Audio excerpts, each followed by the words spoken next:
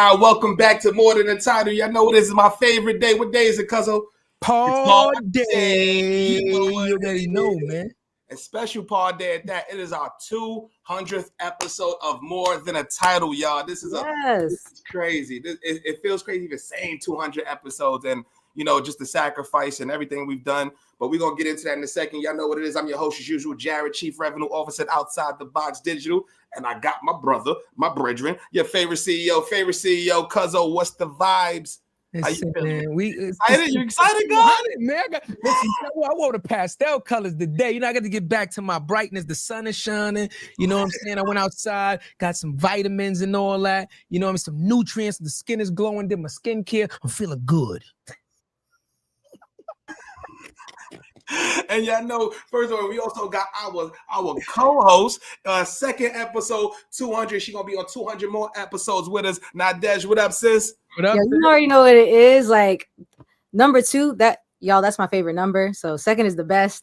I'm happy to be here. So excited. And like Chadeo said, it's a beautiful day out. So let's have a beautiful time. Oh, there it is. I love it. I like it. I like it. I like it a lot, man. Let's do it. Kick us off, cuz. What we I will say this though. I do want to slow it down. I do. Unfortunately, I did get some bad news this morning, and I had got some bad news the other day. So I want to dedicate this show to two of the fallen soldiers. You know, from the Soundview section. You know, LIP Lafayette Ave. We lost 2 soldiers, man. Just found out.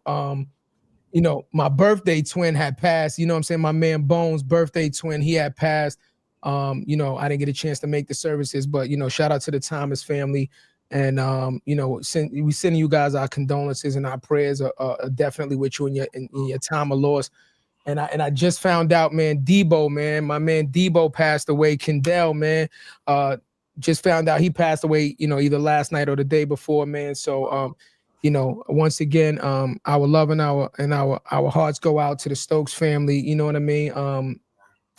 We're sorry for your loss. You're 2 soldiers right around the same age, right around my age, going way too soon, man. Great men, fathers. You know what I'm saying? Like, you know what I mean? So unfortunately, on a somber note, the G&T is just sending out our hopes and prayers to these families, right? But really, the T I'm gonna say for thankful the fact that you guys have a community. Here's a little bit of light to that.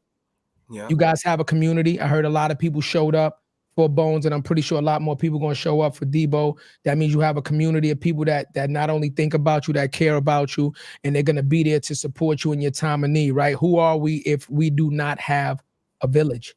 That's G&T. Message. I'm saying.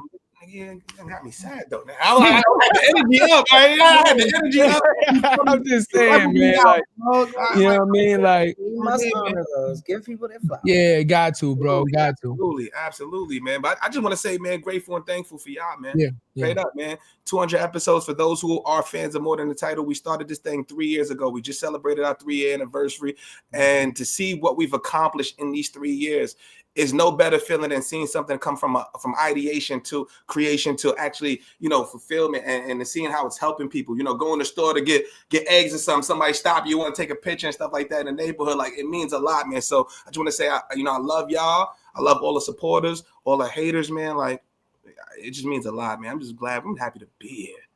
Happy to be here, straight up. I'm gonna be honest with you. When you said it to me the other day, and you was like, "Yo, cousin, we've been doing this shit for like 3 years." I'm like, "Yo, it's been 3 years that fucking fast."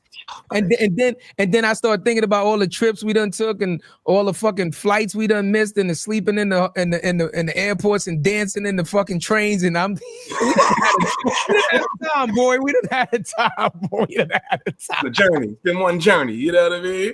But so before we start, y'all know what it is. We got a great episode. We got a special guest today. Before we introduce this queen, shout out to another queen, Angel Live, is the entire Alive Podcast Network team, the first woman-owned, Black-owned podcast network, and the largest Black-owned podcast network in the world. So if you want more content from creators like More Than a Title, make sure you take out your phone, scan the QR code, download the app, and then half of your subscription goes to the content creator of your choice, y'all. So we could have went to a lot of networks, y'all, but you know we rocking with our own, and we proud to be alive, you dig? What a time to be alive. Oh, wait. Let me not miss it before you start the show, because I missed it last time.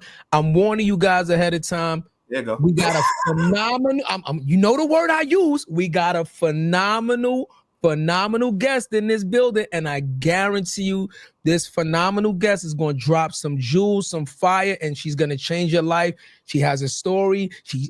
I'm telling you, this is going to be powerful. So listen, get your tape decks ready. Look at that. Before we even got into it, look at it. Shout out to like, from LinkedIn. See what I just said. Me, brings motivation, excitement to my growth. Thank you see for what I said. And this is what this is for, Jack. It's to celebrate this queen and for all she does. And let's give her the proper intro that she deserves. Let's go. Let's start the show. Let's get it rocking. First, to give a context, man, she is one of the founders of one of the best events I've ever been to in my career. I've been to all of them. Ad Age, Social Media Week, Social Media Day. I've been to all of them, right? And there was no event like Black Week where she's a co-founder where I felt a part of it. I felt where I look to the side, I look to the right, look to the left, and I see us building. I see the community, and it was just a fantastic time, y'all. So for the first time listeners, y'all know what it is. You know what we do here in More Than Title. We go beyond the resume. We dive deep into the stories about real success. And today, we have a real powerhouse. You know, she's been breaking barriers and setting the standard in multicultural marketing and advertising.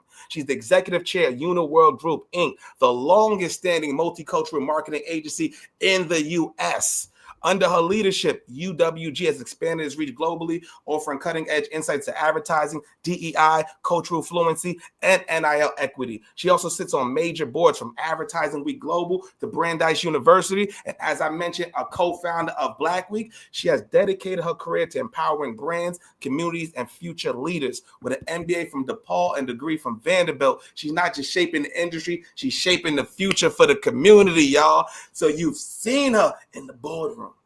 You've seen her in Black Week. Boom. At Brandeis. You've seen her at Vanderbilt. You've seen her in virtual shows. But now she's here for the very first time for your favorite podcast. Let's introduce our sister, Miss Monique Nelson, y'all. Yeah.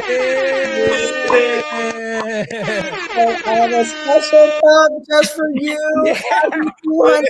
I'm so proud to be your 200th guest. You have no idea. Thank you. Yes. We love it. We love it. Yeah, I'm honored because what a resume.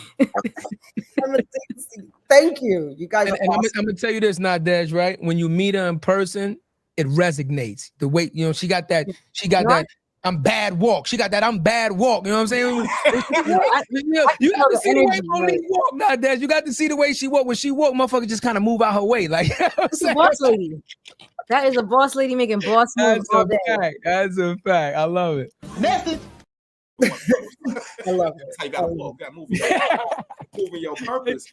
It's almost like sometimes feet don't touch the ground. You know what I'm saying? Like, I don't want to get these red bottoms dirty. I am particular about my shoes. Come on, you gotta float. You gotta float. What did Martin say? You float on the beach with your left. You gotta float on them things. But you already know, everybody here More Than Title. You know how we like to start, y'all. We like to really get into the mindset. We're gonna talk about a bunch of things from success, failures, family, all that good stuff. But sis, let us know. We like to start. Tell us about growing up and some early influences. Man, well, born and raised, BK, Brooklyn. Well, what part of BK? I was gonna Crown Heights. I was gonna say, all right, cool. And I moved to Bed-Stuy, and that's where the family is still remains. So it's my everything. New York City was an amazing place to grow up, but also kind of a bubble, right? It wasn't it wasn't the whole rest of the world. So I was proud to be, half West Indian, half Texan. My mom's from Texas. My dad's from Guyana, South America, Caribbean, West Indian. And we had a great time in the West Indian streets of Brooklyn. And I was proud to go to LaGuardia. Voice major, That's my alma mater. There you go, singing, dancing, performing, which is always great, right? I tell people all the time, if nothing else, get into the performing arts just to get comfortable in front of people, understand criticism, understand feedback. How do you get that? And having that at a young age through a, performing arts school, and the rigor at LaGuardia was no joke. So needless to say, by my junior year, I realized that either I was going to be a backup singer or I better have a backup plan, because there was a whole bunch of people with a whole lot of talent. And at that point, I said, I think I'm going to just concentrate on these books. I'm going to sing as a kind of side hustle, so to speak. And let's double down and get these books right. So, wait, before you go too far from that, the only downside to LaGuardia is that it's right across the street from King. Well, Only downside. LaGuardia should have been a little further away from King, and it would have been just you're phenomenal here, but cross the street and it's the hood. I mean, the beat downs were always quite, and they had to stagger us getting out so that we didn't get beat up on the way home. Like it was the thing. You had to roll in a pack, right? Definitely. How we getting to the train? How we getting back? Who's on deck? Who's got the front? Who's got the back? We had a whole scheme ready to go, getting to and from school. That's for sure. That is for sure. But no. What did mom and pops do, if you don't mind me asking? Because like you go to the art, so you know what I mean? Yes. So mom and pops, scientists. My dad, electrical engineer. Fire. Howard grad. My mom, physics, biology major, University of Albuquerque. Yeah. No, not at all. No. But they love the arts. My dad sang in the boys' choir of New York, but my mom can draw. But no, they were just, listen, you got to get a job that pays you. You got to get we got to work. We got stuff that we've got to get done. So let's go make sure we have a skill that people are willing to pay us to do. Yeah, no, that's what's up. Message. Yep, we're West Indians, so you had to have multiple jobs. We had a real estate business on the side. Everybody had a day job. Yeah, mom. Yeah, my job. Right. My young days were rolling quarters and rolling, change from the washers and the dryers at the apartment buildings. Right. That was kind of like, hey, fill these coins up so we can take them to the bank. Let's mop the hallways before you go shopping. So it was always a work first, reward later environment, because it was about making sure that we were secure. And my father was always very clear to me, a job is just that. That's where a job is just a job. A job is just a job is a hell of a message. Yes. Yeah, right now. So what are you going to do to not have to depend on a job? Yeah. So in our house, we wear our belt and suspenders. Because if something's got to give, still your pants don't fall down. Damn, that was a bar. It took a second to hit. She's already dropped the gems. I had to let that one marinate. And I'm like, whoo.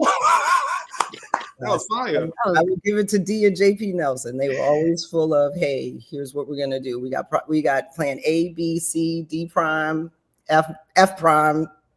Let's figure it out. There's always a way. Yeah. But you better bet on you. Yeah. No, they know it. Shout out to my Zoes. Yes, he did. Right. So, you were making beef patties or you were rolling quarters? Real quick, Monique, did you feel pressure? I know oftentimes when you come from parents that are focused, a lot of times we tell stories of our parents that don't really understand what success looks like. So how can they teach it to their children when they don't understand it? You're the opposite. You come from two parents that were focused. Did you feel some sort of pressure, like you had to, be at a certain level because your parents were so accomplished and you didn't want to let them down? Like, your daddy's girl, your mommy's girl, you didn't want to let them down and not, live up to the standard in their eyes. Absolutely. And actually, the fear was motivating for a very long time, and I'll take it. That whole fear of, messing up, of letting them down, of disappointing them was just the last thing I ever wanted to do, right? They worked so hard to make sure that I had amazing opportunities, that I could, see, shows and go and spend time at summer camp and learn how to, ride. I was an equestrian, right? I went to camp in Vermont. I rode, I did dressage and, stadium jumping. I would, it was just the things my mother's like, let's do anything, right? I want you to be fearless, right? I want you to be able to try anything. I want you to be in anybody's room, anybody's environment, and hold your own. So yeah, I was held to a very high standard, and I actually really enjoyed meeting it. I'm a people pleaser in that regard. Like, hey, you give me a challenge, I'm gonna try it, I'm gonna get it, I want it, I'm gonna do it. And that was critical for me. That was very, satisfying. Right? Message. Oh, and I definitely resonate with that. Haitian parents and my parent, but now I want to talk to you more about like you getting into the creative space, because I come from a parents who are, my dad's a lawyer, mom's a businesswoman, and I went to art school. You went to LaGuardia, like, that's kind of to them that's a little, unique and foreign. So like, what sparked you to like take that turn, like, or sparked your creativity to want to pursue it? Oh, you know what? I sang in my first play at school and was just like, this is awesome. I love that. I like this. I like the way it made me feel, and I love to sing. I was definitely one of those kids that sang anything. I think I wore everybody out with Tomorrow from Annie. They were just done with me. And the audition song of the 80s, Greatest Love of All. Yeah. Everywhere. You couldn't miss it. We just had somebody on say they Soraya. We had her on Saturday. Soraya. Greatest Love of All. Yep. Soraya. And then we were filled with music in my house. That was the Saturday morning, clean up, put the Stevie Wonder on. Let's put on some, First Choice. My mother was, and my family was the party family, right? We danced all the time. We were the party house. Everything happened. So music was always joy. So I loved it. I continue to love it. It just, at a certain point, you get to, like I said, you got to LaGuardia and you met real talent. And I mean, not in a way that I was insecure, but more so from the fact of, wow, I'm not that. And if I'm not that, then I'm not going to win. And I'm kind of like, I want to win. So at the end of it, it was one of those things where I said, I think I can probably do a better job of figuring out what needs to happen in this space and in entertainment than I would in the front of house at this point. And I didn't want to necessarily work that hard at that. Right. I went to the auditions, things wouldn't happen, and it wouldn't be about what I did or how I did it, but maybe it was because of how I looked. And what I really didn't like about that was that I had very little control over what people chose for me. And I wanted much more control over my choices because there was so much about this that I couldn't change. That's powerful. Oh, yeah. Yeah. So I wanted to choose a game that at least I felt like I could win most of the time with this and not with this. That's real. Damn. I'm like, where did I follow up after that? I'm gonna be honest with you. Definitely found her zone of genius. I didn't expect her to go there, so I'm kind of speechless. Like, damn, Monique, I didn't expect you to go that way. you went this way. Well, no, if anybody's ever auditioned, you know that feeling. Like, you don't know why you didn't get it, or you do know why you didn't get it, and you're like, ew. Yeah. Well, you went to LaGuardia. There is an audition process to get into LaGuardia for performing arts. So, you know what I mean? Like, not everybody can walk into a performing arts school without auditioning. So you had to be because LaGuardia don't play that. Like, if you ain't good, they're gonna be like, listen, go practice and try next year. Actually, didn't get in the first time. Yeah, see, that's what I said.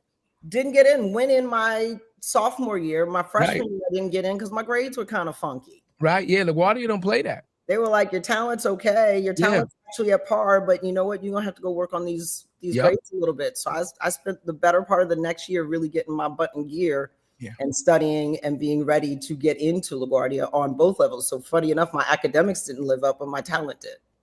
There you go. But you said something interesting too. You said about the mind and not the appearance. And I find it funny because we're in advertising and it's kind of reverse. It is. You know what I'm trying to say? So it's like, all right, like I could be the most talented person in this industry, but if I come through like this is why I made it a point to have, that's why we named it more than a title, right? I'm sitting in the house, hat and a hoodie on, but I'm closing multi-million-dollar deals. But if I was to go to Amazon and come through like this, you would automatically X me out and not give me that opportunity. You know what I'm saying? So like, how do you navigate that when we talk about being your authentic self and climbing the ranks? Like, how do we navigate that? I mean, at the end of the day, you are who you are, right? Everywhere you go, there you are. Yeah. So the one thing you can't do is kind of lie about that, right? So what we really want to focus on is, what are you really good at?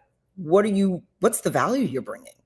How do you then show up to the right places? And I think a lot of times what happens is we all end up, and everyone's made this, one of the challenges I think in my career has always been, sometimes you really believe that the usual suspects are the answer. Yeah. And actually, one of the things that Byron taught me at Uniworld, the founder of Uniworld, was uncommon is actually where it comes from. Right? Really, really looking for, that unique opportunity, digging into something that somebody's not paying attention to, coming up with that surprise and delight moment, really can be a game changer. So I try really hard, to tell people there's a journey, right? And you're never going to be who you think you are, right? I would hope that everyone just gives themselves some grace to, like Michelle Obama, to become, right? Like we continue to adult. So there are moments in time when your hoodie and your hat are right on time. And then there's other times where, you really do need to put on the tux and the pointy, slippery, shiny shoes, because that's what's required. And it doesn't necessarily change who you are. It's just, hey, we're going to put on an outfit for tonight because that's what's required. And I think everyone should give themselves grace to show up in the spaces and places that are appropriate.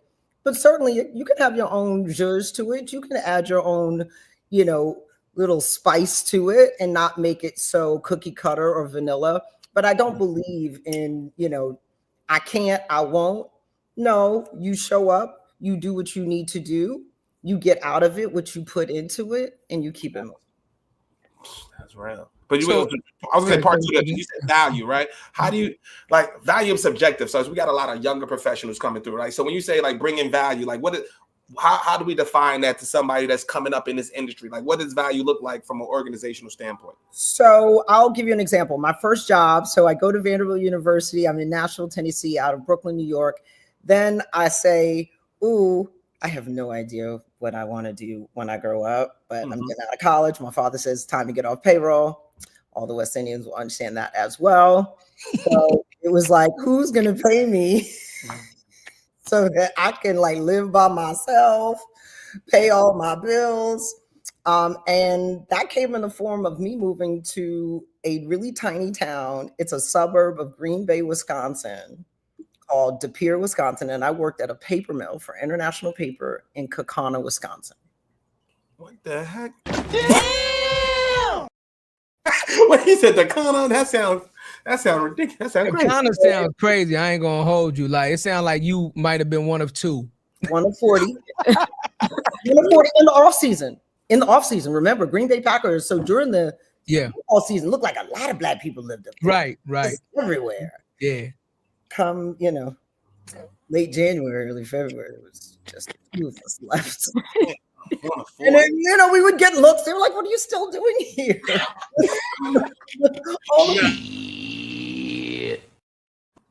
All the football players would leave after the season, go back to their houses in Atlanta or, Florida, wherever. It was like, no, we only do Green Bay for the season and then we go away.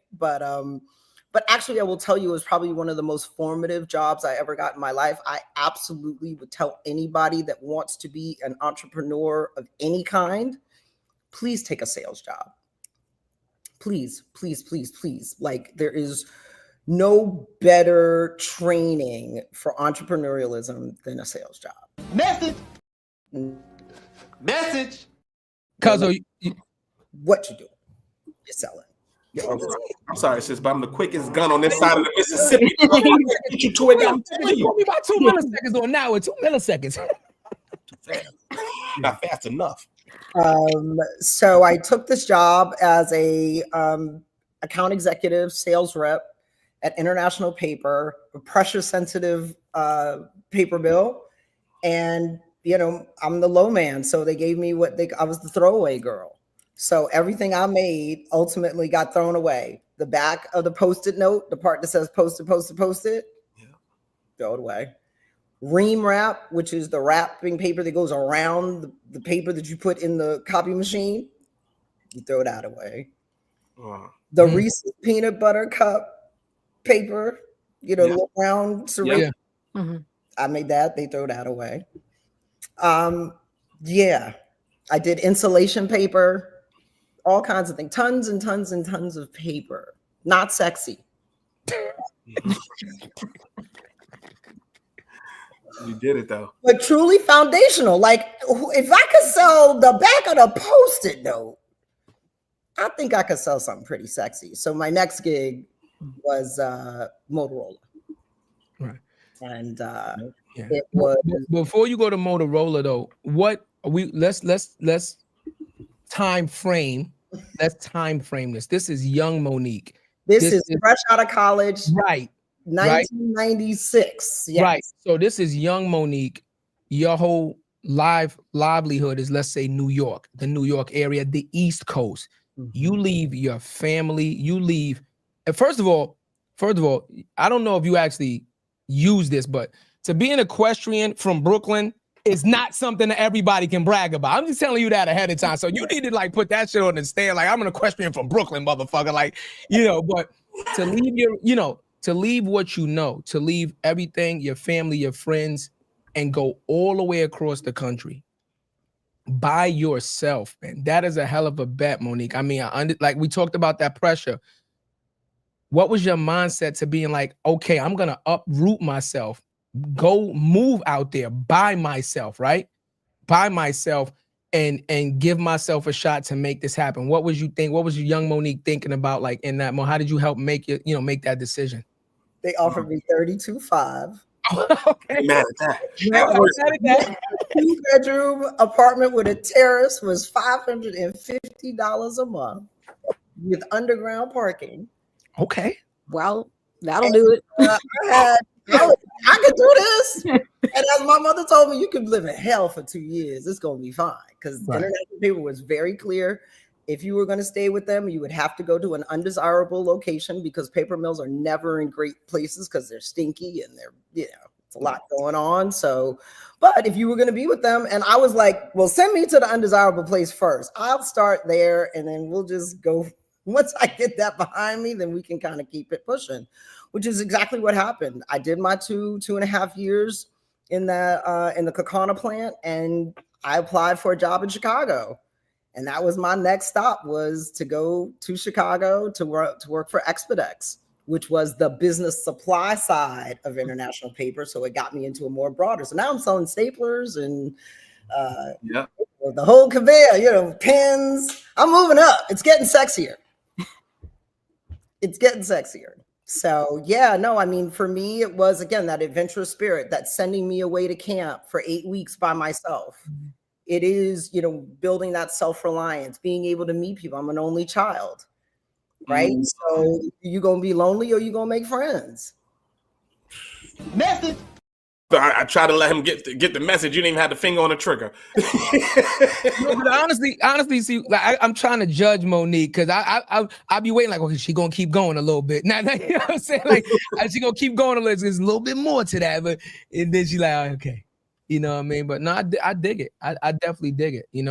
Now, Des, you have almost a similar background, so you have more of a like direct correlation to Monique's story with, a Haitian parent and stuff like that, right? Can you speak on like the pressures that you felt in relation to like, you know what I mean? What she's saying, like, how did you feel like coming up in that same type of an environment? Honestly, I resonate with all of that. Right. To an extent, you like it because it pushes you to rise to the occasion. Because honestly, without that pressure, I wouldn't have flown out to Cali. I would not have felt comfortable getting on a plane. So that's the story, Monique. Night before, I booked a flight to California, met up with these guys there. And, now I'm here. So that pressure from my parents, like, do your best. And they always say, like, do your best, let God take care of the rest. But, you have to do your best and be proud of that. So for me, like, also I have siblings. I have one younger brother, but I'm also the eldest niece, daughter, granddaughter in my family. So it's like, you got to be the role model. You got to be the example. Like, you set the bar. So it's like, if I'm going to set the bar for my family and I want my family to be successful, then I got to set the bar high. So, and they're all all eyes on you. Exactly. That's right. Yeah. That's right. So, but I have a question about, taking all that foundational stuff, and how did you apply it to your leadership now, right? Because all these, you're going to keep dropping gems. I already have my treasure chest is open, ready to receive. Right. That's going to be your tagline. My treasure chest is open, ready to receive these gems. I'm gonna be honest with you now, Dash. My finger was on the trigger. I don't know if I Pause. Right. I don't know if I like the tone of that. Like, you gotta be able. We're gonna figure it out. It's day 2. It's only day 2. We're gonna figure it out. We're gonna grow together. My treasure chest is open, ready to receive. That's great. You said it. No. The way you said it. No. It took a second to catch on. Okay. Nah, I want to question, because now they have got me. They're gonna keep going. You just gotta swoop over them. Okay. Yeah, so right, all this like amazing foundational experience.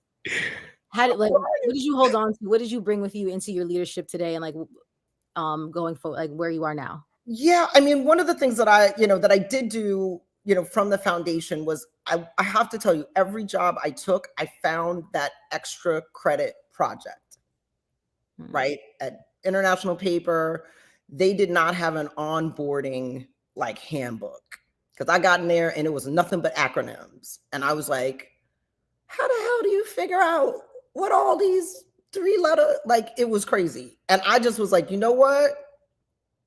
I'm not gonna let another soul be this lost in this situation. So I went to my boss, I went to the head of operations, and I said, could I put together an onboarding handbook for new hires? They were like, that would be awesome.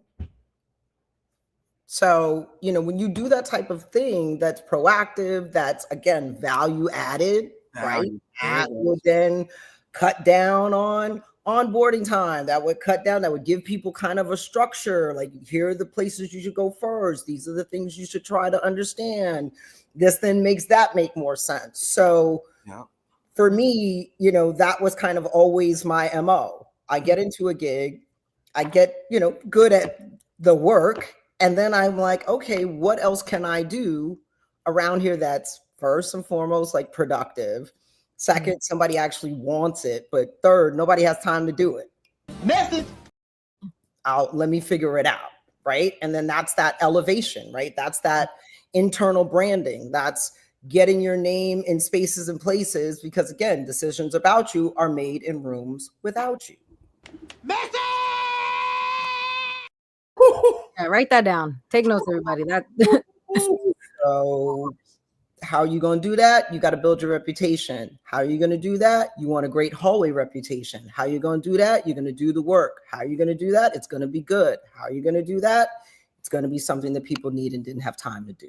You got to listen to him. She bars. I do what we want to get into the business stuff too. But as a salesperson, says I want to ask you, what's the illest? What is one sales gem that you would give? What's the best lesson you learned in sales? No is never no. There you go. Message. No is never no. That's right. No just means you're talking to the wrong person. Yeah. Mm-hmm. Yep. And plus, the warmest lead. That person, like, I'll be, there are like no's, like, you did not get that sale, but it doesn't mean that it's over. Yeah. So you didn't get that sale in the moment, but the relationship that you could build, you possibly could get a bigger sale later. Absolutely. Yeah. That's the sales game, bro. Not transactional relationships. Keep it warm. That's how we met Solomon. I got one of my mentors do a cold call. Cold called him, trying to sell him. He was like, "Yo, bro, you're terrible." Like, bro, this is trash. Hate it. Good way though, because you cold call. When you cold call, it's the worst thing you could do. Like, it's so fucking boring. You gotta have the mindset to cold call. So you finally get somebody on, you get through your pitch. He let me get through the pitch. He's like, nah, bro, it was kind of bad. If you'd have came at me like this, I'd have said this, and we'd have did this. And I always remembered that. Yeah. And I took his number down out the Salesforce, out the CRM, and said, I'm always going to have his email just in case if I bounce around, I can holler at him and he'll remember me. He remembered me. That's right. That's right. And be coachable. There it goes. Be coachable. You don't know everything. You'll never know everything. As much as you wish you did, there's always something to learn. And somebody always has something new to offer. That's real. So take the feedback and keep it pushing. Put it in your toolkit. I don't think, Cuzzo, you ever told that story. That's why I started choking. I don't think you've ever. That's why that shit caught me on guard. I've never heard that story. I've never heard you tell that story about Solomon. Solomon said it was whack. No. I've heard you tell stories about Solomon, but I've never heard you tell. That's why I started coughing. Like I never heard you say like he was like, yo, that was trash, but that was really bad. But I like your attitude though. You got, but I like your energy. I want to stay on the phone. There you go. I want to hear this through because I like you enough to give you the feedback that was trash, right? It's good. Listen, people have to like you to give you that. Most of the time, people will just not have the time to even give you the feedback that it was trash. If somebody does, stick with them. Appreciate it. Yep. And that's what I damn sure did. I ain't trying to sell them no more, but we became friends, and that's it. And that was, one of my biggest mentors, straight up. Yeah, we got look. We got your partner in crime, Mo, commenting on the Instagram. He said Mo is a boss. Please make sure you get her to charge us. I guess tell her story about how she bossed up and bought her agency and became the CEO. People need to thoroughly understand the power play she made. He's a baller. That's Big Walt right there. That's Big Walt. That's Big Walt right there. Big Walt. Shout out to Walt. Yeah, Big Walt on the check-in, man. So since he made that comment, if that's a good segue into that. You want to tell that story? Sure. After 17 years of being away from the big NYC, I said, oh, it's time to come home. So it's circa 2006-ish, 7-ish. I've been working at Motorola for the past, seven and change, and said, I want to come home. Mom and dad are here. I want to spend some time. I want to get to know I'm it. And I want to be here, right? I want to meet my parents and hang out with them as an adult, right? Like it's a different relationship and I wanted to have it. So came back in 2006, worked for Motorola remotely for about a year as I looked for a job in New York and interviewed all over some media agencies, but then kind of knew that I had a little ADHD when it came to like what I wanted to do every day. Like I didn't want the same day. I didn't want to necessarily work on the same brand. I wanted to kind of have that mixture and, kind of whimsical fun with that. And someone said, well, you should probably go on the agency side. That's the only place that you're going to kind of get that, like, do something different every day, maybe see a bunch of different types of brands, and be able to, do some strategic work. So I then kind of changed my focus and, looked at the agency side. Went to a couple of general market agencies, really, enjoyed my conversations, but was just like, it was still going to be like a single brand kind of scenario. Like I was still going to get there and just work on like McDonald's or like, like one or the other. And I'm like, that's not quite it. Like I'm coming from that, right? I just worked on a brand solely, while different brands within, but it was still pretty much like the same. And you're coming from brand side. So you already know. Brand side. So I'm like, I'm already just mortified at the salary. So I'm already, because I'm coming from tech. That was too real. Like, I keep it up.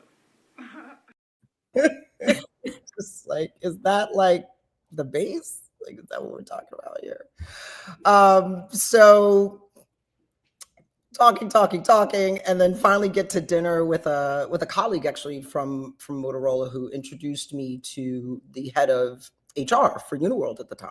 We had dinner, and I was telling her kind of what I was looking for. It was kind of a weird, kind of fit, but she said, you know what? I think my boss would really like to meet you.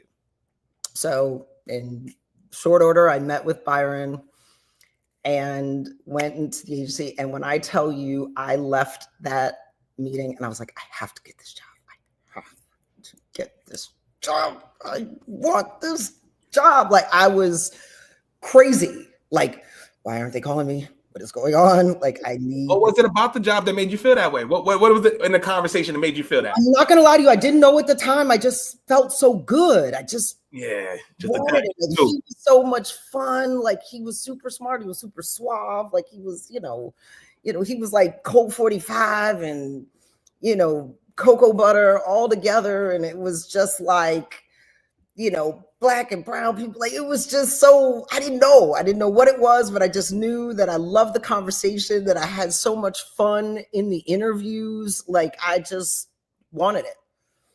And I got the call. I started in February of 2007. And I remember going to work. It probably took me about 2 weeks. And I was coming home. I got on the train and I said, oh my God, I know why this feels so good. I'm like, oh, I'm not wearing my skin to work. Woo! Well, hold on. Wait, we go in the fourth period, y'all. Hold on. This is about to get real. Yeah, we getting to the shits now. Now we get to the shit. Yeah. Oh, hold on. The bell's still going. Turn it off. Yeah, no, that was that moment where I recognized that what Byron Lewis and the Uniworld family had built was a space and a place for all that was comfortable, that allowed you to think and not be so concerned about how you were showing up, right? Because when those other environments, like you're like, okay, let me not mess this up. Let me just get it. Okay, got it. All right. Like, so you get all this other tension along with the work. The work is already stressful enough. But then you're also now like, I got to be the best Black female person ever because I don't want to mess it up for everybody else. So there's just that extra bit of armor. There's just that I'm wearing my skin everywhere I go in these environments. At that time, I don't think I knew it was that heavy. But once I got into an environment that didn't require it, I felt so free. I felt so full. I felt so satisfied. I felt so seen. And that felt great. And at that point, I said, I'm home. If I can't make this work, I'm in trouble because I love it here. Message.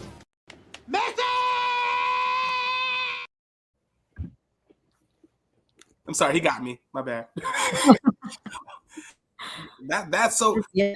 I didn't know who Byron Lewis is. I just want to give people context of who he is, right? So he's a retired business advertising executive, right? So he was instrumental in opening the eyes to major brands like Avon and Mars Candy and telling them about the real buying power of African American consumers. So when you talk about like agencies, the general market, like she said, so it's like McDonald's, but they're saying general market, where they're marketing to everybody. But he's one of the people that was instrumental to say, hey, if we target and market to our people in a way that we know and we understand as genuine, there's a lot of money and it could be a lot of different value to both brands and the community.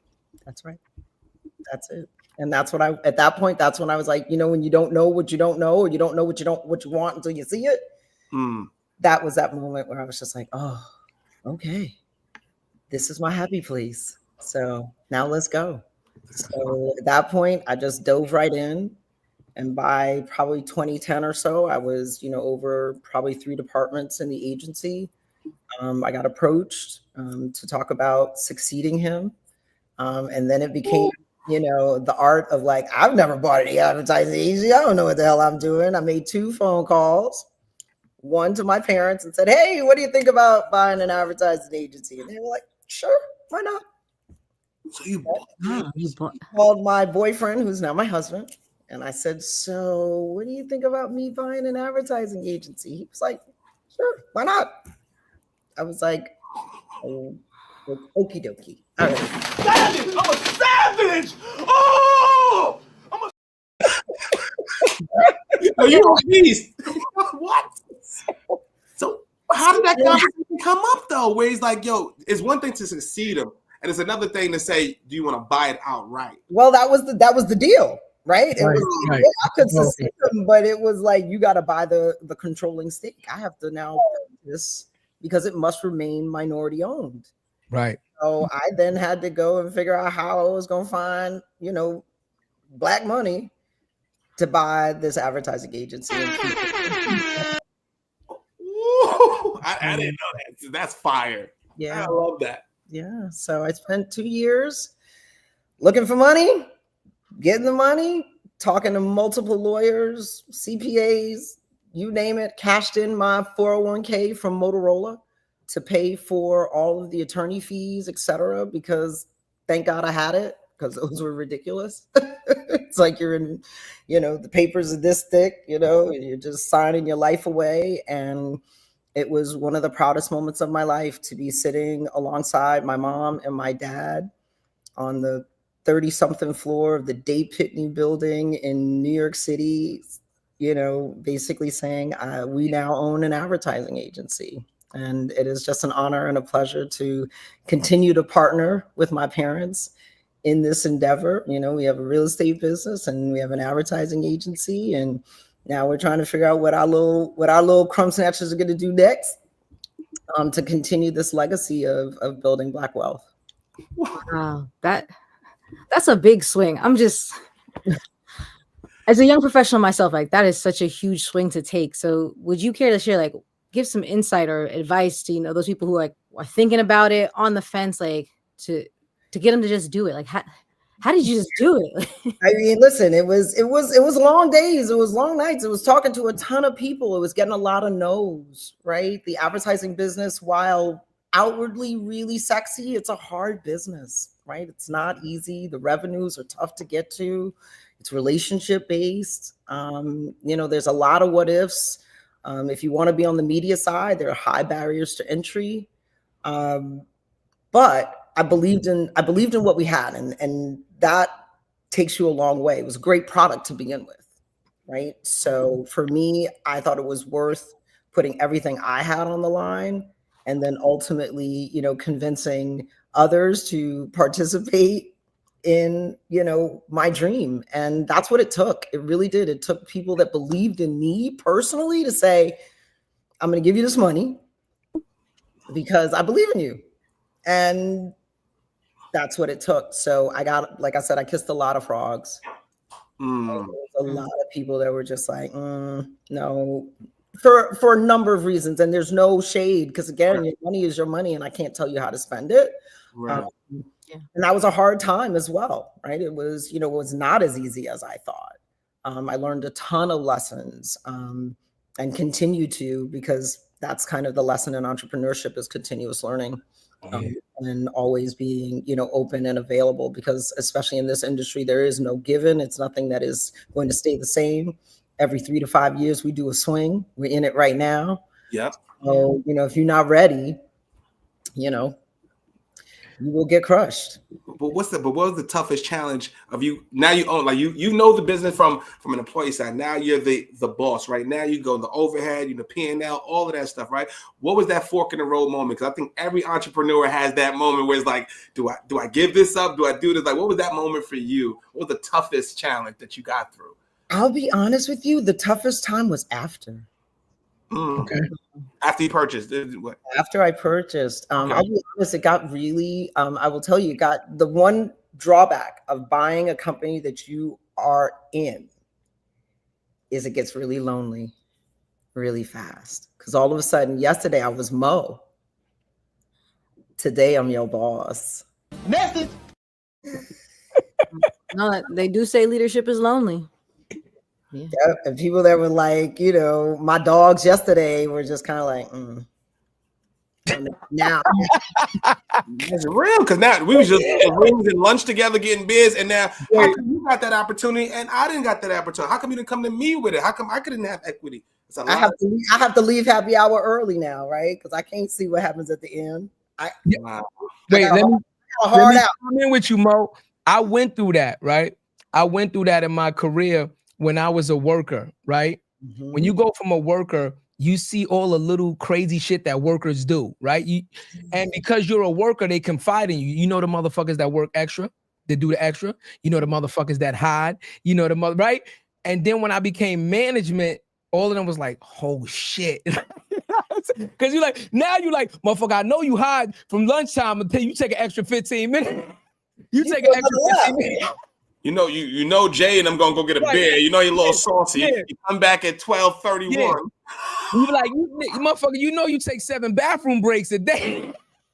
15 minutes apiece. You're still in time, motherfucker. Right. That part. Yeah. No, all of a sudden, yes, to your point. You see it all now. Yeah. And now you're accountable. Yeah. Right? Like you're completely accountable. So now you can't let the shenanigans go down, right? Like we can't do that. And I know. So they know I know. So to your, so that's that shift. Yeah.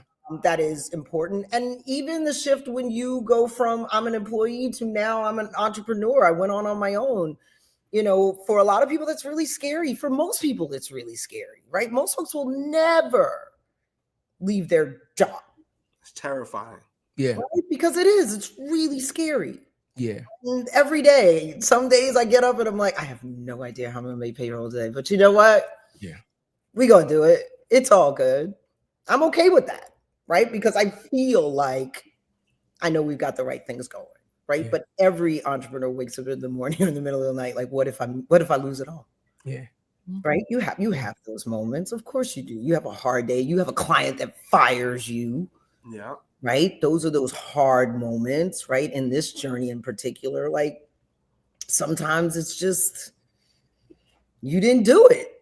Yeah. Right? And as much as you want to say, give me another shot, sometimes it's just that bad. Like, no, you know what? I didn't deliver. It wasn't right.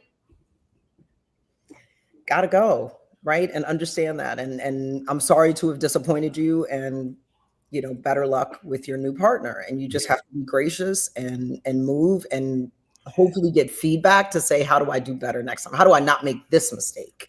Yeah. I heard a little whisper, Monique. I heard a whisper. So I gotta ask. I heard that the movie Boomerang was based on your agency. Yes. Now I'm gonna lie, I love anybody that came up in that time. If you don't love Boomerang, it's something wrong. Man, that's like that's what I said, because I don't know, right? Little Birdie told Monique. I said, little birdie said Boomerang was based on Monique's. How does that make you from what I understand, the Hudlin brothers did spend some time with Byron and saw, the Black advertising agency went in, and, there's a little rumor out there. Byron, forgive me. But he had they said he had a thing that if you weren't easy on the eyes, he was not going to, that was not good for business, so to speak. So, it's a way, but yes, some of that was, they said, damn. These deals. We not close these deals. Overhead is a lot. That's but how does that make you feel, Monique? We always talk about, and Cuzzo likes to, always asks about the mama I made it moment. And I'm pretty sure you had a lot of phenomenal moments in your career. But to have like a movie, like this is not Tubi. This is, you know what I mean? This is not even like film festival. This is major motion picture. You know what I mean? Like big screen, and it was a hit. Like, I mean, a hit. How did that make you feel to be like, yo, even if it, kind of gave similarities to, what you were doing, like that's based off of what we're doing, right? How does that make you feel, not only as a Black and brown woman, but just as a person in general? Like, what kind of joy did that kind of bring you? Like, well, I mean, it's just so awesome to be validated, right? Like to see yourself reflected and to see a Black business reflected, right? Everything from Lady Eloise to, all of the people, like that felt very true to us. Right. And it's true to how we, create, we always say we are what we create. Right. And that's what makes us special. Right. Everyone that's in here brings a little something different, and we put that into the gumbo and make it work. We take that data, we take the hard side of things, and then, we create something beautiful. And I love the way Boomerang lays that out. Right. You see the work, Yeah. See the shenanigans, Yep. but you also see the process. And I think we were well represented in that, and it'll last forever. You know, it's a classic, and we are honored to be loosely based on Uniworld. I ain't gonna lie. I would have for something like that. We're very nostalgic. Like Cuzzo was already like, I'm telling you, when we make it, I'm never getting rid of this fucking couch. This couch comes everywhere. Like, Goes everywhere. like Monique, I don't know if you can see behind me, but you know, you see the Black Week is up first. You see Black Week is up. We got all of the lanyards, and you know, it's we talk about success and enjoying success when you get to where that success level is, but the journey is really, like, to me, the journey is the best story. It's like, yeah, we got there, but do you know what the fuck it took to get there? Like, you know what I mean? It's like beating a video game. Like, you did all this time, and you get to the game, it's like, well, you get to the end, and like, that's it, and they show the credits. This is what it's supposed to feel like. And right? It's not like that for us, but it's the journey. All these moments, us dancing on the train, meeting our dash, you know, meeting you at Black Week, sis, like all of those moments, those micro moments that lead into something major. You know, that's what it's about. Like, it's never over. It's never over until you want it to be over. Right. And I think we talked a little bit before, but I'm like, you know, this was not a straight line. Right. You know, one of my last gigs at Motorola, I became an EA to senior vice president of product line management. Wow. And in that moment in my career, working for him, I got into boardrooms. I got onto earnings calls, right? I got to do planning for, you know, his sales meetings when he had to go and sell phones to Verizon and AT&T and T-Mobile. Like, I got to see things, and everybody kept saying, why would you take an EA position? I said, because I want to be him. So the only way I'm going to be him is to get near him. And as his EA, I'll be real close. Closer than anybody. That. Yeah. So then I went to business school, which was great. I came to business school real focused. I didn't know how to read a P&L, nothing. I was like, I need this finance. Let's go ahead and knock this out. That's Monique. We always say phenomenal. We always say phenomenal, and I'm not gonna lie. Like, every guest comes on and they drop gems, but you know, sometimes shit just catches you off guard. Where you're really like, wow. When we talk about inspiration, you know, you get inspired every single fucking day. You understand? Like, inspiration comes from avenues sometimes in directions that you never thought it would come from. But, you know, Cuzzo, 200th episode, for what we've gone through, we got Monique on, and you're telling this story, and I'm telling you, Monique, that shit, you inspiring me. And I done did some shit, Monique. Wow. I done did some shit. My journey is crazy. But still, I feel so like overwhelmed with joy at this moment, because I truly believe, like, your story is my story. It's our story. Like, you winning is us winning. Facts. You winning is us winning. And for the fact that, like, you are not afraid to be like, you got to understand what your purpose is, right? Yeah. In your eyes, taking the EA position. Ladies and gentlemen, we understand sometimes we use acronyms and things of that nature. EA is executive assistant, right? EA stands for executive assistant. That means that she pretty much handles all the business for the executive, right? She is the executive's right-hand woman. You understand she is the go-to, the meetings, everything runs through her, right? Although some people might hear the word assistant, right? This is where right, Monique, let's talk about this.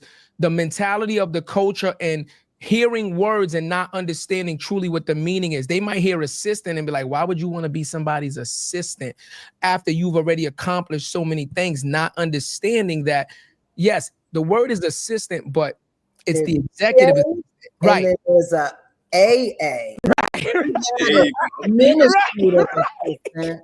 Right. I'm not an administrative assistant. I'm the boss's assistant. It puts me into the rooms that I would have not normally been in. It makes me privy to information that if I'm not on the board and I'm not a C-suite level person at that time, I would not be privy to. It gives you access to all of this information, which technically is free learning.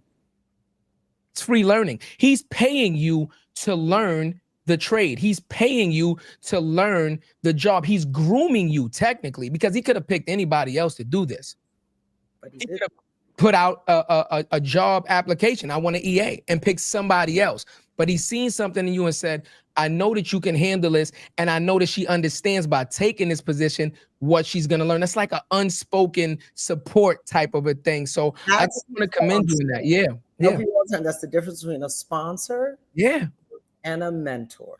Message. Honestly, you got right into it, because I would love to talk about the difference in that and the importance of not just having mentors, but having sponsors. Because I feel like people don't think about that enough. And like, because sometimes you really just need a sponsor. So if you could share, We get over mentored. yeah, I think if you could share the difference and the importance of trying to have both, to really elevate in your Oh, yeah, you got to have both. You Yeah. got to have both, right? The mentor is key to be like, am I doing the right thing?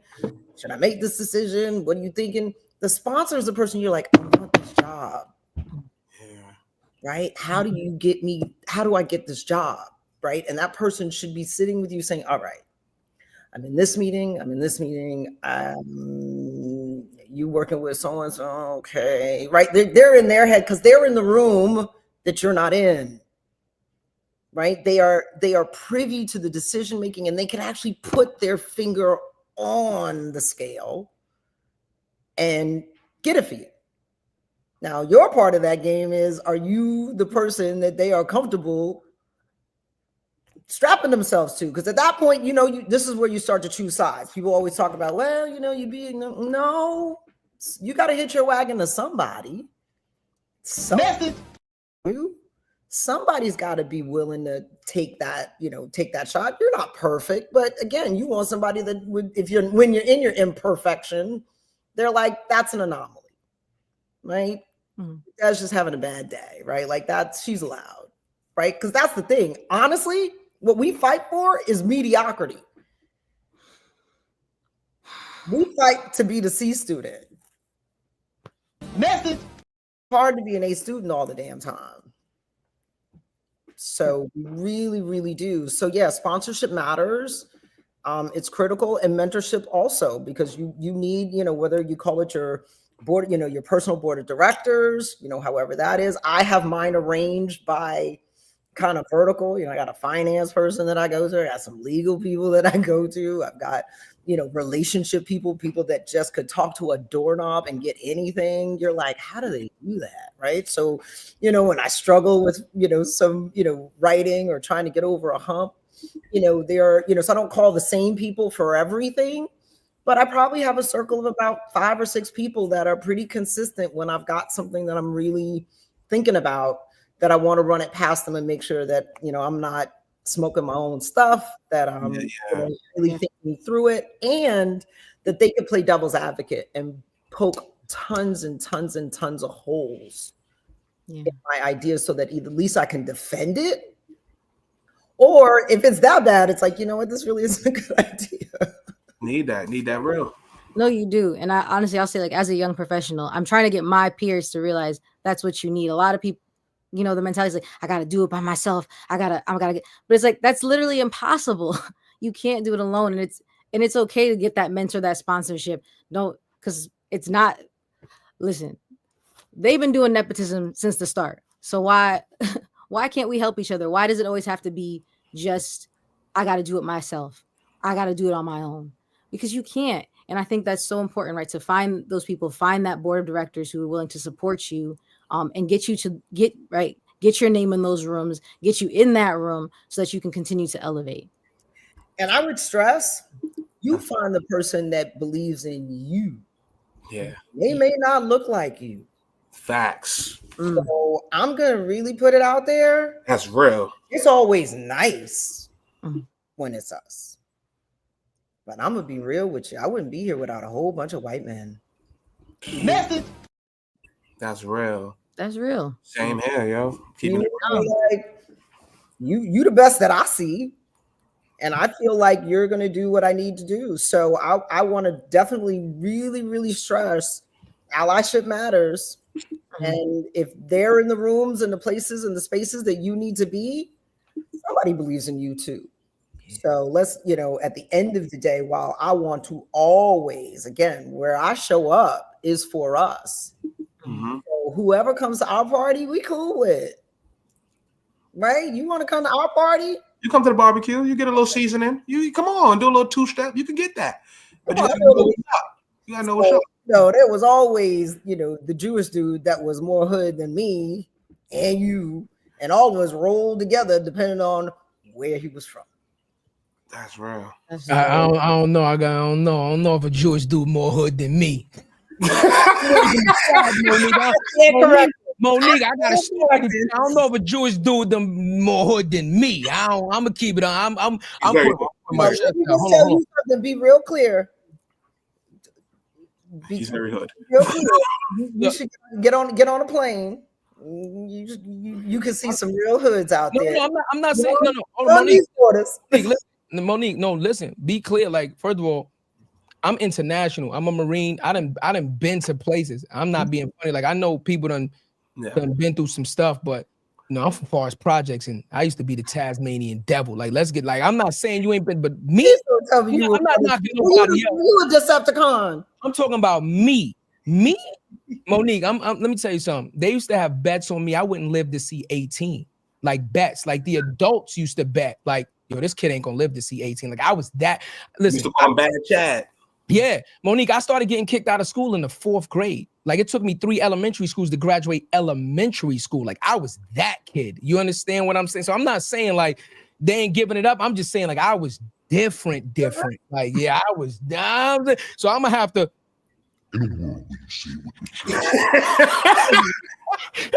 Sis, they don't know what to do with him now. Nigga, he doing good. He podcasting. Yeah, Did he? Monique, let me tell you something. Look,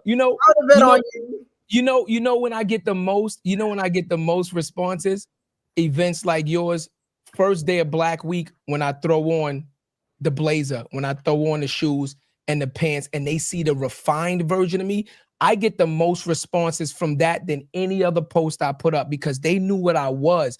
So to see where I was, to see me moving like that, they're like, holy shit. Like, you know what I'm saying? Like, again, that gives a whole different judge to what does success look like? And facts. What is the journey, right? Message. I bet you were battling because you were bored. Now, I'm gonna be honest with you, Monique. I wasn't fortunate enough to grow up with both of my parents. You 3 guys on the screen are fortunate enough to grow up. Jarrett parents are still married. Nadej parents are still married. You said you grew up in a 2-family house. So your parents, right? See, so I'm the oddball in the room. I didn't grow up with that. I grew up with one mantra and one mantra only. My mother had one message to me. She's like, listen, you the only child. Do not come home crying because the ass whooping you gonna get that I give you gonna be worse than what they ever could have gave you out there in them streets. So I grew up a little different, Yeah, but I didn't say. I said I bet you were bored because the one thing I do know is that you are bright as all get out, and that is news. I wasn't bored. I just had to navigate the system that I was in till I was able to not only mentally, but physically make the change. You know what I mean? Like I had to survive first, right? First, you have to survive what you're going through, and we talk about that all the time on the show, right? Because the states of understanding. Like you can't teach a fish about water. They don't understand what water is because you're born into water, right? You don't understand what water is until you accidentally hit the fucking beach and you're like, wait, this ain't water. You know what I mean? Like, I can't breathe, right?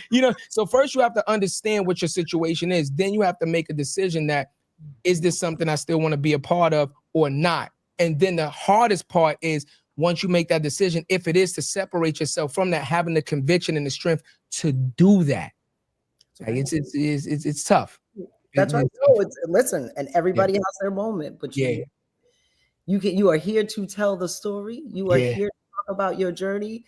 Bad Chad turns into Bad Chad, right? It means something different now. Right, that's a fact. Well, now we on the sexy version, not the no doubt. And I appreciate it. Don't gas this Leo up too much. Don't gas the Leo up too much. I just want to give a shout out to the entire. I want to give a shout out to the entire Black Week team. Starting off the first day with that Black event, I think was absolutely phenomenal. No, I'm serious. The visuals you guys had on stage, having everybody dressed up before they kind of dressed down and did the conferences, bringing everybody together in that hall. It was absolutely beautiful. Everybody looked great. I think it was just a phenomenal way to start that week. You understand? I'm not, Cuzzo, how you feel about that? Like, no, so Mo, we saw you in the dressing room. Yeah, right. We saw Mo in the dressing room. We see Right. it get right. We getting the camera right. We go down there. I'm just talking about every part of that event that day, man. We just knew we gonna come in and turn this shit up like it's a regular event. We so proud. I'm sitting looking at people, they sitting not smell. It's Black Week, not Whack Week. Just turn out, stop playing with us. You know what I'm saying? Y'all giving me FOMO, Monique. I have to come to the next one. No, you no. I'm gonna be honest with you, Monique. The way you felt about that job is the way me and Cuzzo felt about Black Week. And I'm gonna tell you that, like, and I'm being straight candid with you. You know, we don't bullshit on this show. You know, we did what we did for Black Week because we felt like without any shadow of a doubt, we have to fucking be here. Not only do we have to be here, we have to do every single thing in our power to make sure that this event is a fucking success. We treated Black Week like that shit was our own, like that was our event. Like that's the when you went on that interview was the feeling that we had when we was at Black Week, you know, because we felt the joy, we felt the passion, we felt the communityism, you know what I mean? We just felt everything. We was like, nah, this shit cannot fail. It cannot fail. It cannot. And anything we can do to make that thing go through. Sis, we stayed, you saw us. We was there sometimes 8 in the morning to 9 o'clock at night. Sometimes we didn't get home to about 11, 12, and we was right back in there 7:30. And guess what we was proud to do? A smile on our face. No, keeping your eyes, none of that. Thank you. So you know, the founders and I felt so strongly, as you can imagine, that was a huge risk, you know, for all of us, right? But we felt so strongly that something was missing in our industry, right? That something was missing in the ecosystem.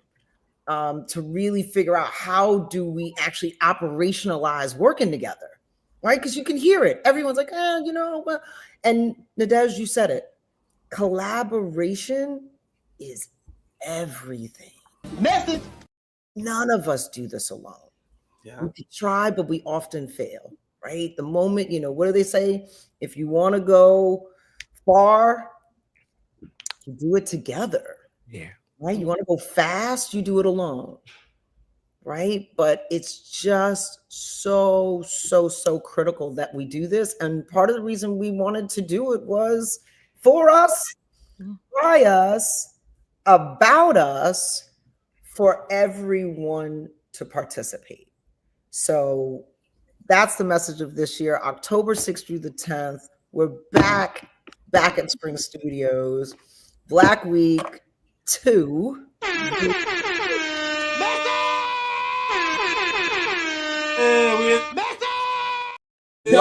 For that shit.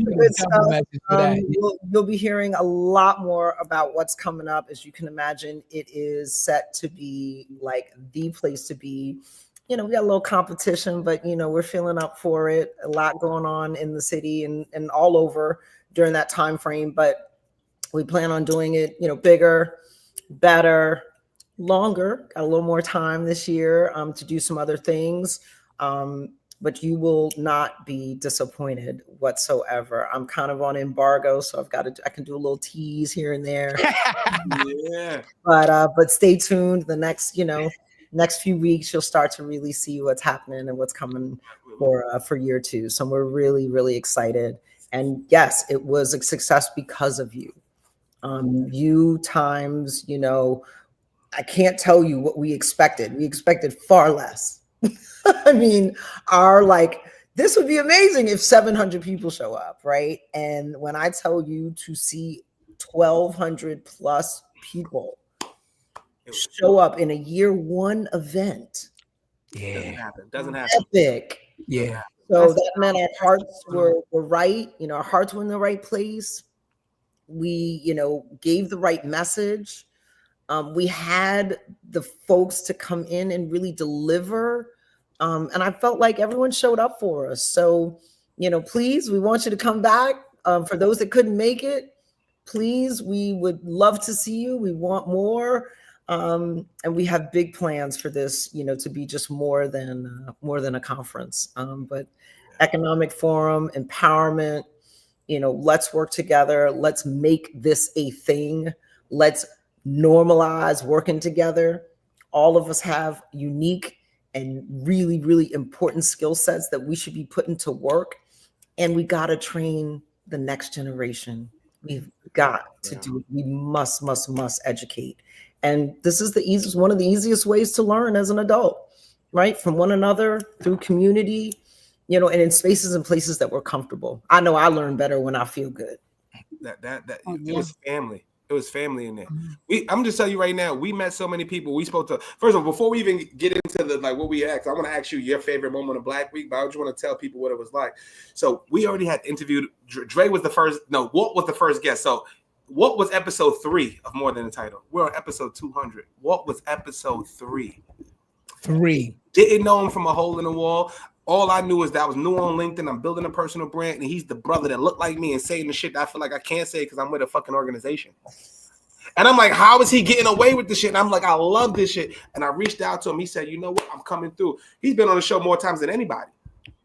That's a fact. That's real talk. He's been on the show more times than anybody. But to see y'all up there, to see everything, we got opportunities off of that. We met Rohan, Phil, and Nice. There's so many people that's family now from Black Week. That's family from Black Week that's helping us grow. So we are grateful for that opportunity. We wouldn't have done it. We're the only people to do a podcast in Rohan Marley's house. That's awesome. In his house, sis. We went down to his house. Didn't know what it was. It was 2 weeks before Christmas. We had to do Kwanzaa. It was no more gifts. It was no gifts. We had the brisket for the biscuits, sis. And it was real. So I do want to ask you, because there was so many beautiful moments, but what was the one moment between you and the founders where y'all looked at it and was like, damn, this is it? For me, it was definitely that opening moment. Gotcha. To really get on that stage and see everybody and see it live. I mean, you guys know when you had an idea and then it's like you make something outside of babies, but I mean, you make something, it's like, oh my God, it was so thrilling, right? It was exhilarating. And to see us show up for us, right? It was just that to me, that moment of just welcoming everyone. And probably, my second best was, thanking everyone at the end. Again, it was just as full, right? Most times at the end of a conference, it's like, hello, anybody out there? And we still had a full room of enthusiasm. And just, we had a toast at the end that was just epic. We were beat down. You shit. We was done. Tired. Just still but we must toast to this and job well done. It's not easy working with 7 bosses. And I think we did a pretty doggone good job. So I appreciate the fact that we collaborated well and we were able to kind of show that as an opportunity. Well, the man's trying to what hurt us? That was crazy. The technology trying to stop this blackness. Oh, that was crazy. This greatness? No. Don't you dare do that, system. You let that queen say her shit. I want to talk about, we talk about all the time, Monique, listening to things as a child, right? A child's mindset. We often repeat things that we hear. When I was a child, we would hear a lot of sayings, right? It's lonely at the top, this, and that. You hear a lot of sayings that sometimes you end up repeating, but you truly don't understand the magnitude of that message, right? Now that you are, you're an entrepreneur, you've been on both sides of the map, you understand you have successfully created something that is the first of its kind for the culture, right? Looking at your journey and now listening and recalling all of those little sayings that you used to hear back in the day that you might have repeated, that you truly had no idea what that shit meant until you went through it, right? How does that make you feel to be like, now I could truly understand. I've come full circle. I understood what it meant. I understood what the work ethic meant. I understood what creating it meant. How does that make you feel now with truly understanding the process of actually building something, creating something, and now inserting it into the culture and becoming a change for the culture? Oh, wow. That was deep. That was Yeah, deep. super deep. Yeah, like he went. Baby. I got the damn dudes like I'm, you know what I'm saying? I got Ready. them dudes. You know what? I'll tell you. It's I feel responsible. Okay. I feel responsible. I feel a sense of ownership in really making sure that our legacy matters, making sure that we trust and verify. You know, I think there's a lot of times when you kind of go in, but we got to kind of be a little more forgiving and put in our ability to kind of trust and verify, right? You know, everything doesn't necessarily come in a nice, neat package, right? And it doesn't necessarily mean it's bad. Message. I would also say we owe each other grace. We've been through a lot. We've done a lot. We've had different, journeys. We've had different engagements. We have different reasons for being here. And I think it's really important that you meet people where they are, that you ask the questions, right? This forum, you are asking me questions to react to, and hopefully we're both learning, right? We're all learning. Absolutely. And it should always be a dialogue. And I believe in reciprocation, right? I think everything should be reciprocal. You know, I love when people, we get on the phone. If I ask for something, or if someone asks me for something, it's really nice when someone says, what can I do for you? And sometimes it's prayers. Sometimes it's new business. You know anybody, right? Like, you closed mouths don't get fed. You don't get what you don't ask for. And that is clear because people do not read your mind. So, a lot of times I would err on the side of ask for what you want rather than assuming that you're going to get it. Message. No, that's great. So I'm gonna ask for what I want for young. Hold on, let me give you the bell then. So you asking for what you want. That's that 7 period right there. Hold on. Well, I'm gonna ask for what I want. For the young professionals, how can they connect with you? How can they get involved with Black Week? Because listen, I'm serious FOMO now, just hearing from them. But I know many people in my generation, I'm gonna say my age range. My age range would love to be active and involved in something so powerful as Black Week. So what can we do to engage with you from entrepreneurs, sponsors, internships? Like, what does that look like? How can we get involved? Well, first and foremost, go to the site, blackweek.com. Go look. Make sure that you're really clear as to what you're looking for. What do you want to do with Black Week if you'd like to get involved? We are acting for sweat equity here, right? Come on in. But certainly if you have sponsors, etc., please, drop it in there. I'm on LinkedIn. That's probably the only thing I really pay a whole bunch of attention to. Everything else is just fun. But, certainly, reach out on LinkedIn. I'll do the best I can. I'll be honest. I answer on a few times a week.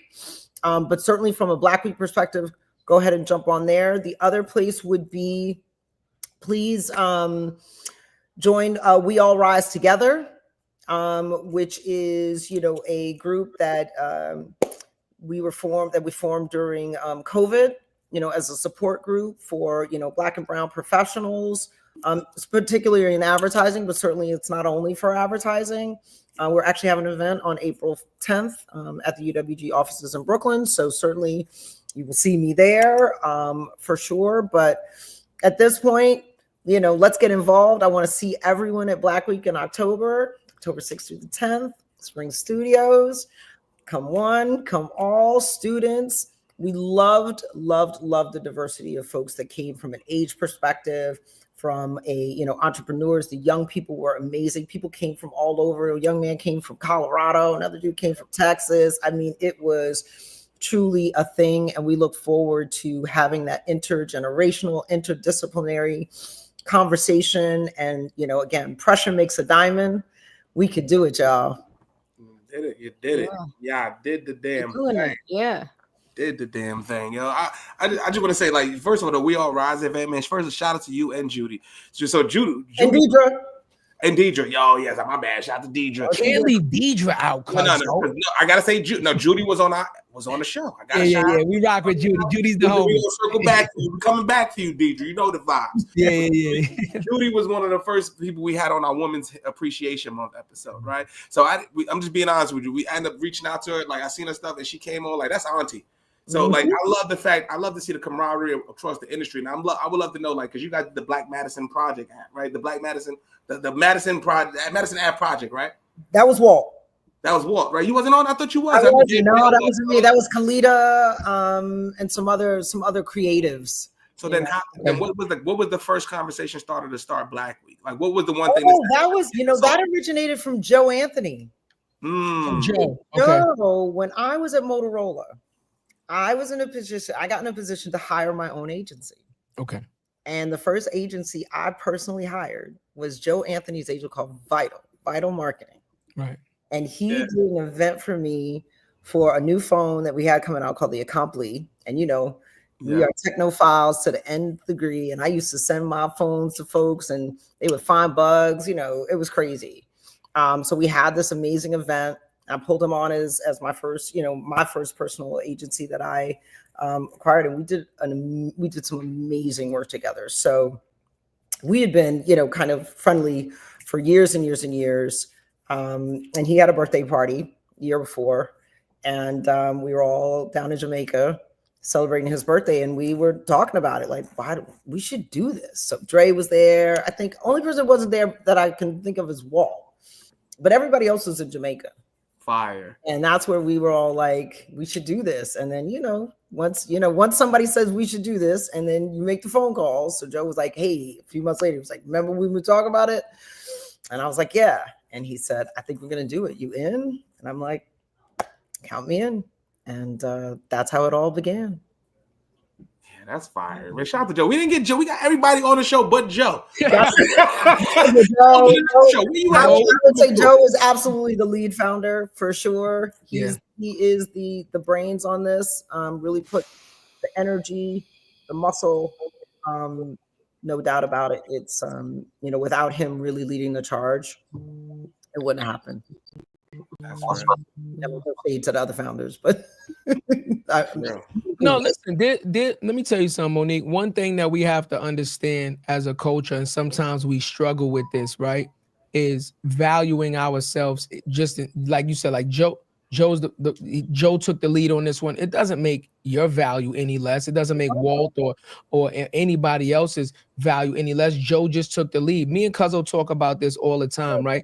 There's guests that we have on that Cuzzo connects to because he has way more expertise and experience, and he takes the lead, and I don't feel no sort of way because it's a better conversation. You have more information, you have more related. It is what it is. We have a common goal, but see, again, we have to get out of that mindset as a culture of truly get out of the individualism and really truly understand what a team looks like, right? Absolutely. The key to leadership. One of the keys to leadership is understanding when to lead and when to follow. There it is. Method.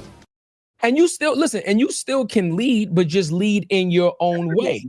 That's Absolutely. We all have different styles. So listen, I would never. Yeah. I think you give credit where it's due as well. Yeah. I don't know if she had a hard stop, but you have a hard stop, Monique? You have one for more question or two, or what question or two? Yes. All right, now Dejo, I want to make a toast with all of us for the 200th episode. Absolutely. I love this episode. You know what I mean? Yeah. You want to ask the question first, and I'll make the toast at the end. Go ahead, Nadesh. Okay. So I had a question in regards to marketing and the culture. So we know that those are deeply connected. So how do you think like marketing and branding shapes the culture, and how culture shapes marketing and branding? And how should businesses tap into that culture without just capitalizing on it? Oh boy. I mean, well, right now the good part is we got data. There you go. right? Okay. And I think at this stage of the game, we came through a journey of there not being enough data about us in particular. And now that is really not the case. Now you just decide not to care. The data's there, right? I was here when the data wasn't, right? I'm old enough to remember those days of like, yeah, there's just a pot of Black people over here. No, it's not a pot, right? We actually know who these people are. We know what they bring to the marketplace. We know how they move. We know why they move. And I think that's the critical understanding. As we are still the growth engine, not only in the US, but in the world, it is critical that we understand how the decisions get made and why. And most of the time, growth is not something somebody's going to say no to, but they may say no to how it is packaged or delivered. Message. Super savvy around the data, understanding the data, why are those triggers matter, and then ultimately building the work that's going to deliver. I love the pretty pictures of it all, but now we know what it's going to take to make that sale. So now, unfortunately, we used to ideate all the time about what we were going to do. Now we're pretty granular about what we need to do. Now we can build something beautiful that's still going to deliver on the KPIs for the client. So at the end of the day, remember, this is not our money. And our job is to make our clients money. This is not a non-for-profit. Yeah. Right? We own business here. Yeah. So at the end of the day, let's be business minded, stay there, always know that there's a reason. Nobody's doing anything just because it's nice to do. Right? So your idea may be amazing, but if you haven't pegged it to something that somebody cares about, game over. So what? Yeah. So that's the critical thing. Make sure that you are hitting those KPIs, that you are on somebody's scorecard, right? If you're not on the CEO scorecard, you better be on the CMO scorecard. If you're not on the CMO scorecard, you better be on the Senior Vice President scorecard. Somebody you better be accountable to that makes a difference, right? If you're not showing up anywhere, people only treasure what they measure. Message. Crazy. We got one more question that we've been asking all of our queens. You know, this is a celebration all month of our Black and brown queens. We have not had any testosterone on this motherfucking show other than us. Only that, man, it's the only estrogen all month where we celebrating y'all. So one question that we love to ask, you know, what was one of the biggest gems that you got from your mom in your lifetime that you could relate back to and say, you know what, that gem kind of changed my life? What was one of the biggest gems that your mother actually gave you to help shape you to who you are today? Do anything as long as it's not illegal, immoral, or fattening. And fattening, when don't get pregnant. Not fattening. Monique, I'm love. I love it. I love it. So, like, you know, like we said, ladies and gentlemen, so Monique, again, we were not able to, you know, read off all the comments, but you've seen them. They're flooding in. People are connecting with you. They are absorbing everything that you are putting out.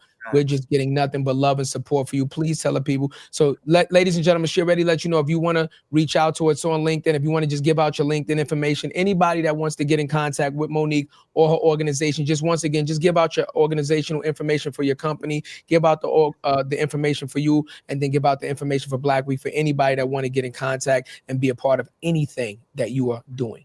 Sure. Blackweek.co. Monique Nelson. I am executive chair at UWG on LinkedIn. I am at Mo UWG CEO on Instagram. And then I think someone dropped in the sign up for We All Rise. So Is that the job form? This one here? Yep, that's the job. Okay, What got up, you. Yep. sis? What up? Got you. Yep. Yep. Hey F. Okay. So yeah, that's where to find me. So and before you go, UWGinc.com, of course. So please you go look at our work.